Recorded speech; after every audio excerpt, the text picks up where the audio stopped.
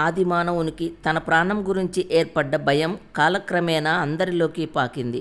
ఈ భయం ఎందుకు? మీ దగ్గర ఉన్న దేన్నో ఇతరులెవరో తీసుకుని వెళ్ళిపోతారన్న ఆలోచన భయాన్ని కలిగిస్తుంది.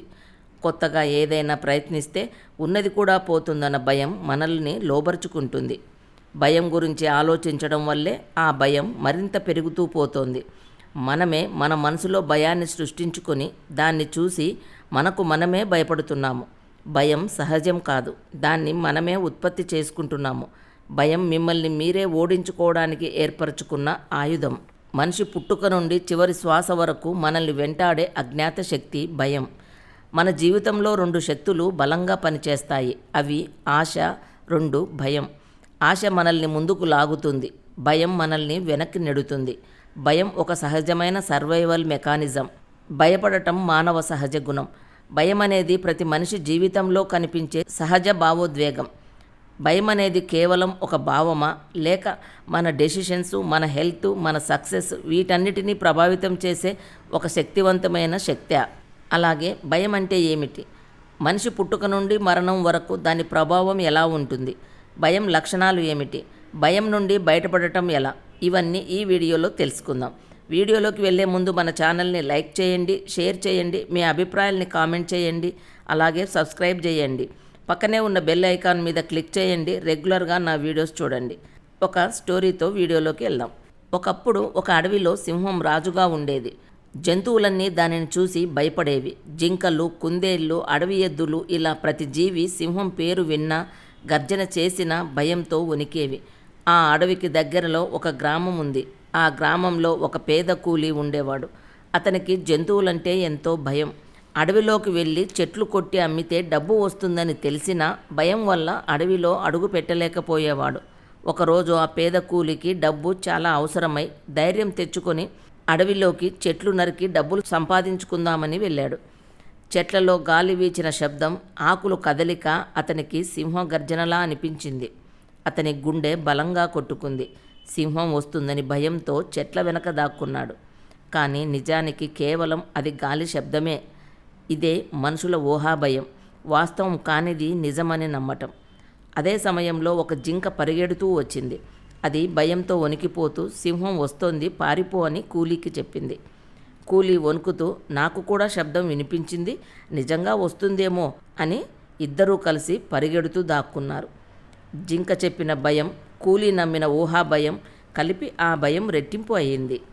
మనిషి జీవితంలో కూడా చాలాసార్లు ఇతరుల మాటలు విని మనం భయపడతాం. కానీ వాస్తవం తేలికగా ఉంటుంది.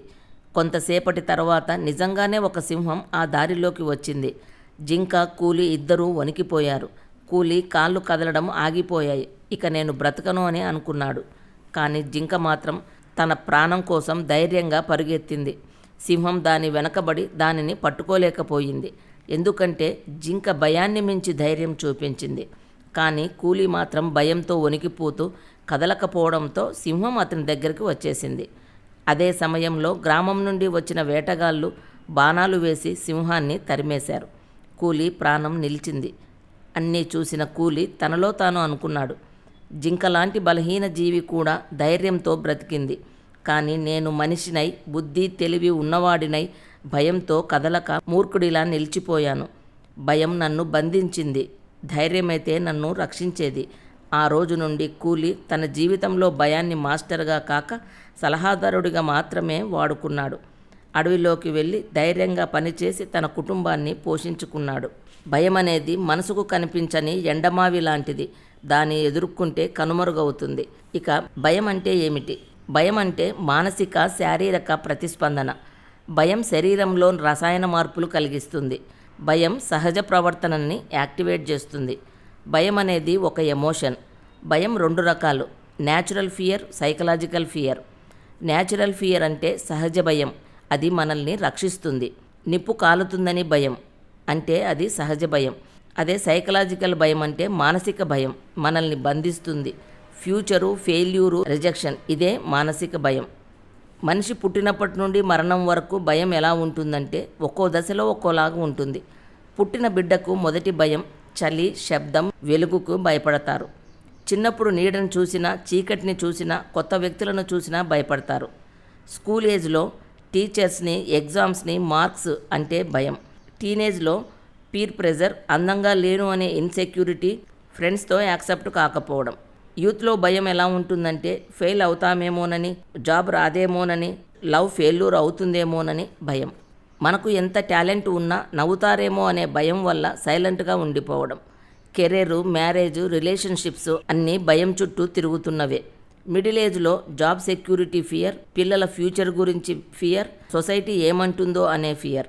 వృద్ధాప్యంలో ఆరోగ్య భయం, ఒంటరితనం భయం, మరణ భయం. మరణ భయం అనేది ప్రతి ఒక్క మనిషికి ఫైనల్ స్టేజ్ ఆఫ్ ఫియర్. భయం లక్షణాలు 4 రకాలు. శారీరక లక్షణాలు, మానసిక లక్షణాలు, ప్రవర్తన లక్షణాలు. సమాజంలో భయం. శారీరక లక్షణాలు అంటే హార్ట్ బీట్ పెరగడం, చెమటలు పట్టడం, చేతులు వణకడం, శ్వాస వేగం పెరగడం. మానసిక లక్షణాలు అంటే negative thoughts, insomnia, over thinking, panic. ప్రవర్తన లక్షణాలు అంటే అవాయిడ్ చేయడము, పోస్ట్పోన్ చేయడము. సమాజంలో భయం అంటే నలుగురిలో మాట్లాడలేకపోవడం, కొత్తగా ప్రయత్నించలేకపోవడం, నలుగురిలోకి వెళ్ళాలన్నా వెళ్ళలేకపోవడం. భయం మన జీవితంపై ఎలా ప్రభావం చూపిస్తుందంటే భయం చాలా నిదానంగా చంపే విషం. భయం గురించి ఎక్కువగా ఆలోచిస్తే అది మనల్ని తన స్వాధీనం చేసుకుంటుంది.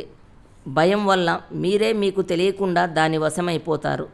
భయాన్ని వదిలించుకోకపోతే అది మీ శక్తిని హరిస్తుంది. భయం అందరినీ మృత్యువు కన్నా ముందే అనేక వందల వేల సార్లు చంపేస్తుంది. భయంలో ఎవరైనా ఎప్పటికీ ఎదగరు సరికదా, కుంగి కృషించిపోతారు. భయం అనేది ఏ పనిలోనైనా ఫలితం పట్ల ప్రేమ ఎక్కువైనప్పుడు, అటాచ్మెంట్ ఏర్పరచుకున్నప్పుడు వస్తుంది. చేస్తున్న వర్క్ ఫలితాల పట్ల అభద్రతాభావం ఈ భయాన్ని ఇంకా ఎక్కువ చేస్తుంది. ఏదైనా సాధించే గుణం, శక్తి ఉన్న మన విల్ పవర్ ఈ భయం అనే ఆందోళన బారిన పడి అంతరార్థమవుతుంది. భయం అనేది ఒక మానసిక వేదన. భయంతో ఏ పని చేయలేము. భయము మనిషిని నిర్జీవంగా మార్చేస్తుంది. భయం మిమ్మల్ని మీరే ఓడించుకోవడానికి ఏర్పరచుకున్న ఆయుధం. భయమే పరాజయానికి సంకేతం.